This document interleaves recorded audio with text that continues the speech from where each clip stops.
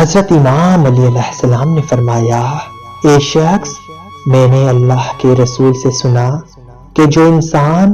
عید کا چاند دیکھ کے سورہ فاتحہ پڑھے اور جو بھی دعا مانگے اللہ وہ دعا رد نہیں کرتا، کیونکہ عید کا چاند مومن کے لیے خوشی کی نشانی ہے۔ اللہ نے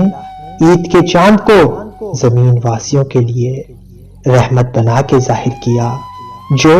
عید کا چاند دیکھ کے خوش ہوتا ہے اور اس وقت جو بھی دعا مانگتا ہے اللہ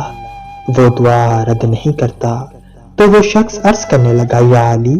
اگر کوئی انسان عید کا چاند نہ دیکھ پائے تو امام علی علیہ السلام نے فرمایا، جس وقت وہ عید کے چاند ظاہر ہونے کی خبر سنے اس وقت فوراً سورہ فاتحہ پڑھ کر دعا مانگے، یقیناً اللہ وہ دعا قبول کرے گا۔